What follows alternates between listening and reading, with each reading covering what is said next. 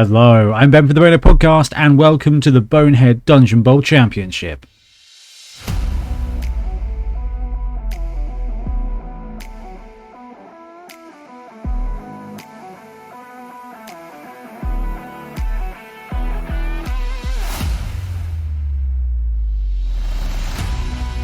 Dungeon Bowl takes the carnage of Blood Bowl and plays it underground in a dungeon, and we are now at the final dungeon, the final boss, the final game of our Dungeon Bowl Championship, and one college between the life and heavens will be crowned the very first Bonehead Dungeon Bowl Championship champion, and I won't have to say that again for a few months at least. So what we're going to do today is we're going to have a look at both the rosters for these teams. We're going to have a look at both the colleges, both the mages, both the coaches, the dungeon layout, and the final specific special rules, and of course the viewer championship.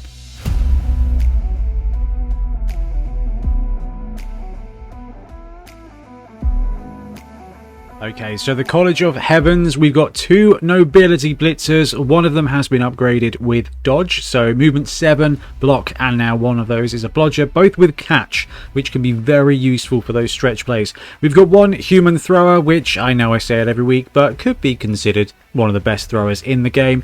This guy has got Portal Navigator, which means he can re-roll the basically the destination when moving onto a teleporter inside the dungeon.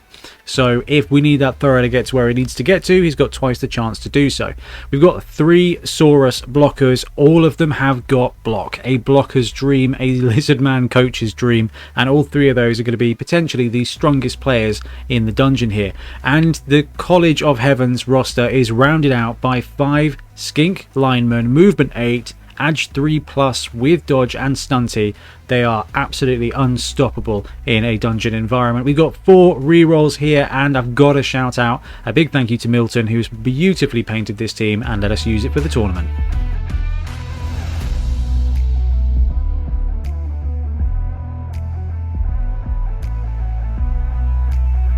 And the College of Life team has been beautifully painted by a friend of the show, Ian Warhammer. We've got 2 Treemen, one with block and one with brawler, so some big heavy hitters on this College of Life roster.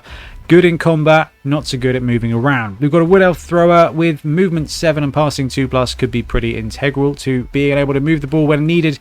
But the star players of this roster are the 2 War Dancers, both who have been upgraded from beyond their standard star player level. One with sidestep means that at blodge and sidestep he's going to end up exactly where he wants to, and the other one has got probably the most important skill in Dungeon Bowl, which is tackle. So that blodge step tackle, movement 8, leap, edge 2+ piece could be a huge player for this team. 2 Wood Elf linemen, 2 Snotling linemen, 2 Halfling linemen, a Fungus Flinger and a Halfling Catcher round out the roster. One of the Halflings has been given Diving Tackle, which takes a nobody into a somebody, because that -1 dodging away is a really useful thing in this format. Fungus Flingers are always great, and all of the other players will absolutely come in clutch. 3 rerolls round out the roster, 13 players, 3 rerolls, the College of Life. The wizard for the College of Heavens is the Chain Lightning Absolute Lord. Love this, it's really good. At the start of your turn as the Heavens player, pick a player, any player on your opponent's turn, and roll for armor. Regardless of whether the armor roll is successful or not, if it is, obviously do your standard stuff, but regardless, you roll a dice, and on a 3+, you get to zap somebody else within 2 squares. It can be friend or foe, so you can chain that lightning across as large a gap as you need to, but you have to sequentially go through players. So it's a 3+, you hit another guy, roll for armor. Regardless of the armor, roll another dice. On a 3+, you get to choose another target. Target can't be chosen twice, but this can be a massive alpha strike spell. If the College of Heavens gets to go first, it can be a case of boom, everybody in the end zone gets taken out. Now, you got to roll pretty well for that, but it's still a very impactful skill. Okay, so the College of Life's wizard is not to be underestimated. At the start of your opponent's turn, you pick any one of their players on the board.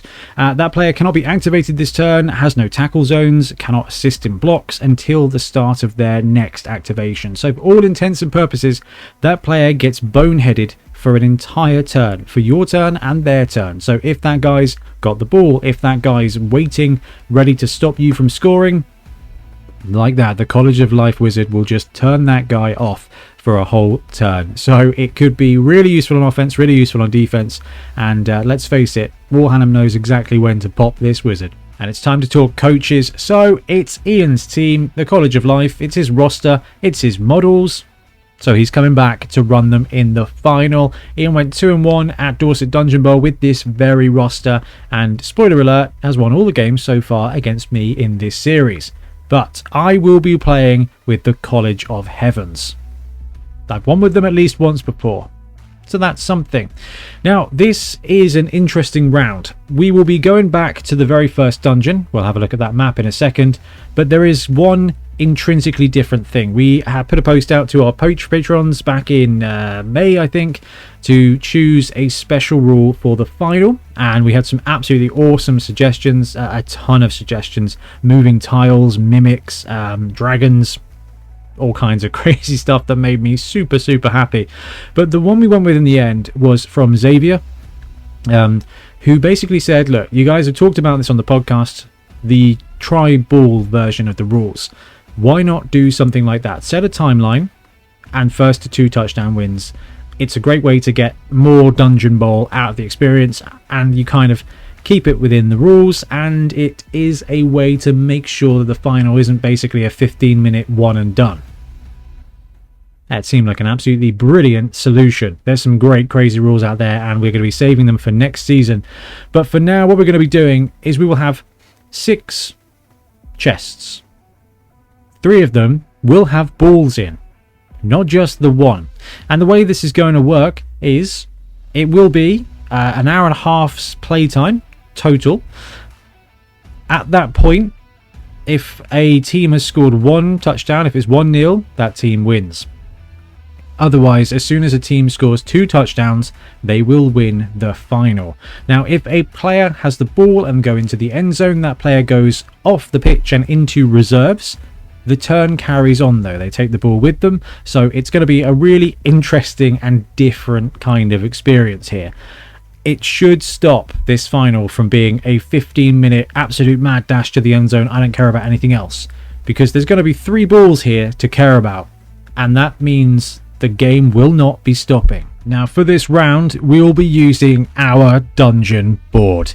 Now we're going back to the very first map, so the first few games we're going to use exactly the same layout. The treasure chests will be out in exactly the same places as before, but we have built this board out of printed tiles from the upcoming MG Picks Kickstarter. In fact, the Kickstarter is now live, and we will make sure that we put it in the links below. It is awesome. It has been awesome fun to build it, and hopefully we'll get less nonsense where we're opening treasure chests in between the walls. But it is the same format as the first 4 games, so we've known how this works. What we don't know how to do is win the game with 3 balls instead of just 1. Okay, so all this stuff to talk about is the Viewer Championship. Before we have a look at our top players at the moment with 1 game left to go, it's always fun to look at the splits of our predictions. And in the last round, we had 36% choose Life and 64% choose Shadow. So, given that we know which teams are in the final, we know that actually this was potentially one of the biggest swings and misses this season. I'm pretty sure that was because of loyalty, so thank you very much for all of those people out there who supported me running Skaven on the channel. I let everybody down, but I got a chance now to do it with Skinks, so that's something.